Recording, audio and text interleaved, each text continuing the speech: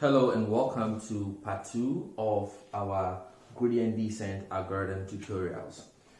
We have been able to get to the point where we have reduced a supervised machine learning problem into the minimization of a cost function. If you haven't watched the previous video, this video will not make sense to you at all. So you want to watch the previous video on gradient descent. So we have been able to reduce the magic of deep learning into a very simple task. And the task is, we now have an objective function, which is also known as our cost function, evaluation of how much off we are, or how much wrong the neural network is from predicting the correct ground truth from the data set. Okay? So, with the task now becoming a minimization task, this is where calculus becomes important. Specifically, how to calculate partial derivatives. I'm not going to teach you calculus in this course because, yes, it is good to know it, but not knowing calculus shouldn't stop you from mastering deep learning. However, an intuitive understanding of how things work is very important. So even if you don't know calculus, I'm going to just write some formulas out here. Try and then get an intuition as to why they work. That is important enough. It is good enough to help you in your journey on deep learning. Okay, becoming a master. So we have reduced it to this cost function, and the cost function is parameterized by W and B. The question is, why do we call W and B parameters?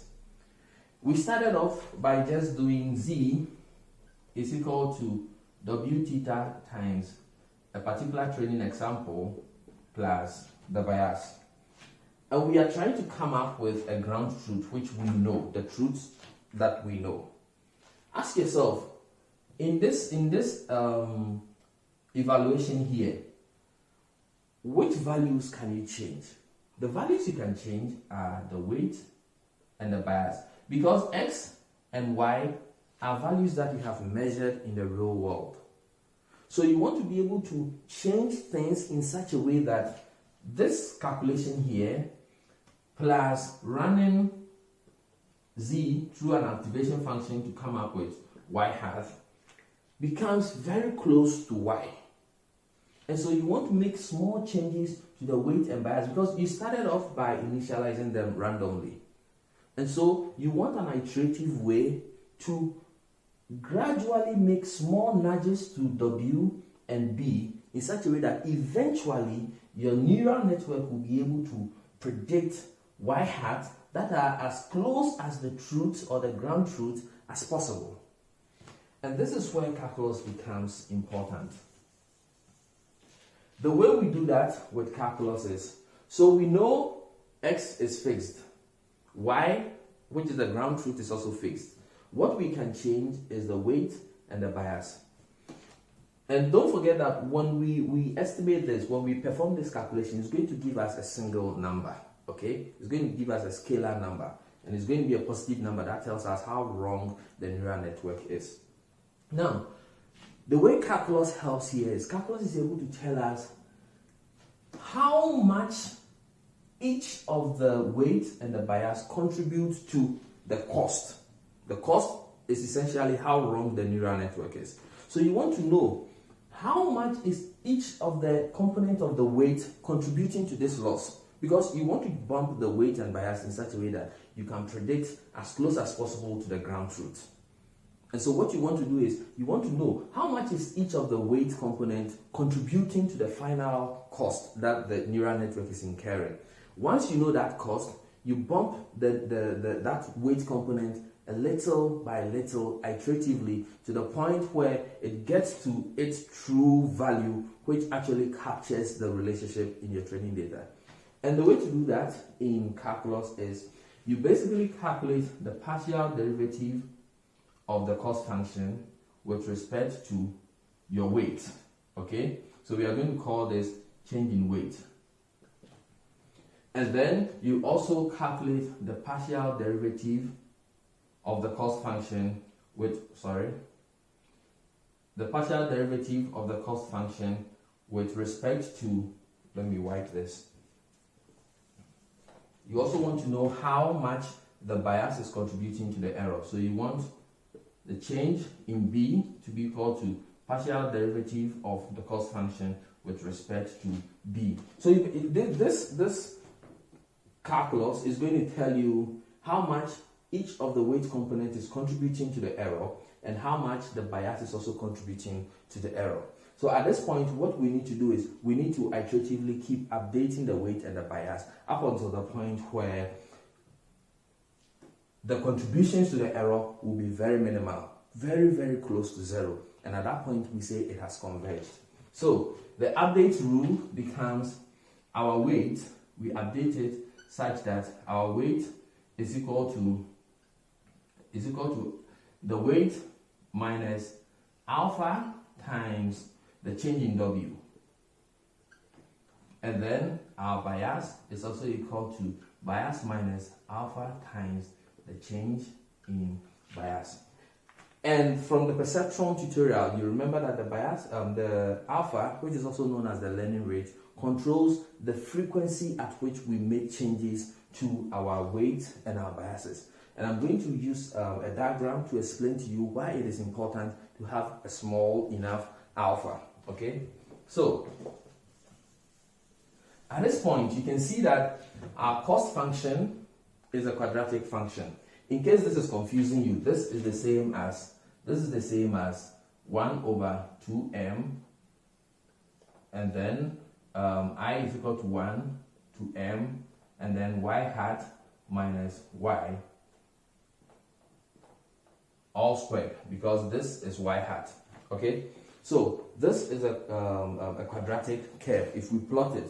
So for explanation, I'm going to assume that B is not part of the parameter so that we can plot a graph of JW against just W. Okay, so if I have a graph like this where I plot my weight, let's say it is just the weight is a scalar, so I plot my weight. I'm just evaluating weight and then against the cost function JW. Because this is a quadratic curve, you have a shape that looks like this.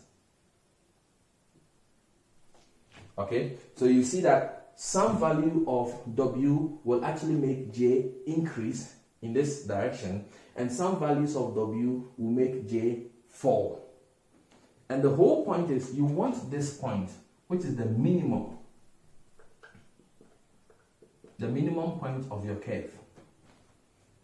One way of knowing that you are at the minimum point of the curve is the gradient at the minimum point of your curve is going to be 0.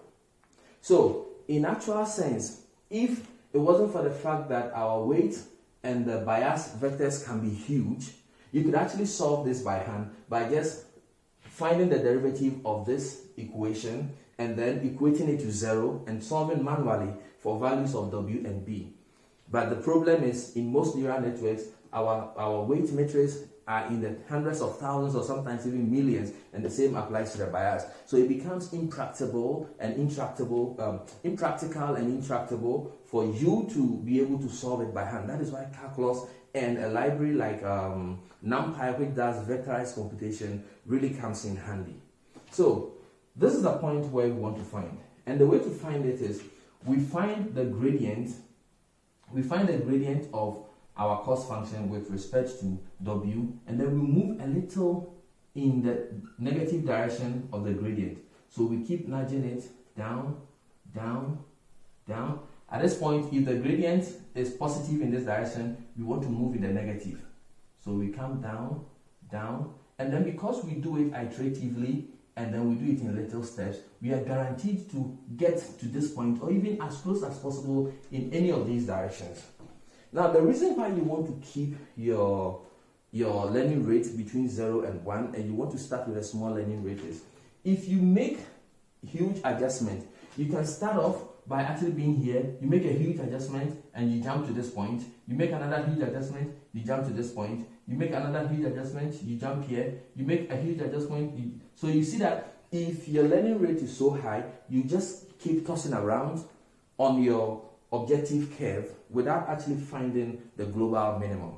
That is why we make the learning rate as small as possible, so that by making simple nudges, we are guaranteed to get to the point where we know this is the minimum. And at this point, the values for the weight and the bias are good enough that they are able to make correct predictions for all the y hats. So see something. If for all the training examples in our training data set, we are able to make correct prediction for y hat, then you see that y hat minus the ground truth becomes 0. So our cost actually becomes 0. Do you understand? If y hat, if the ground truth is 1 and my y hat is 1, this equation becomes 1 minus 1. So you actually get 0 squared, and 0 squared is 0. And if you do it for all the training examples, and each one of them has the neural network has the prediction correct, then what is happening is the cost for each of the training examples is 0. And so if this evaluates to 0, then the partial derivative with respect to W, partial derivative with respect to B is going to be 0. And so at that point, the neural network will not be making adjustments to the weight and the bias. And that is the point where you realize that your neural network has converged. And if you can see from the perceptron video, you remember that we made a plot of our loss against the epoch, and you could see that it was something like this.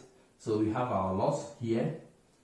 We did this without the explanation I've given now, but our loss kept descending and it gets to the point where it plateaus. And that is the point where you know that your neural network has converged, and you know it has learned well enough to be able to predict, assign correct predictions for each training example as you expect in the ground truth. A final intuition I want to give you about gradient descent is this. Just imagine you have been placed in a valley like this. You have been placed here.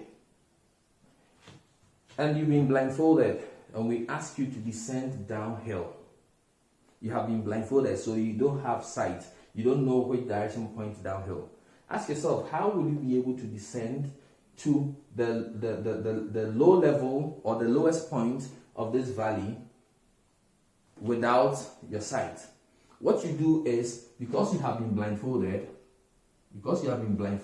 what you do is you feel the terrain with your feet. Okay? And so you feel the terrain with your feet, and then you only take a small step in the downhill direction. Okay? So let me update this. Let me update this mountain. Let's say the mountain actually looks like this. You have been placed here. You first start off by feeling the terrain of the land with your feet. If you feel it with your feet, you realize that this direction is uphill, so that is definitely not where you want to go. But this direction is downhill. And because you have been blindfolded and you don't have your sight and you are not sure of the step you are making, you make a very small step.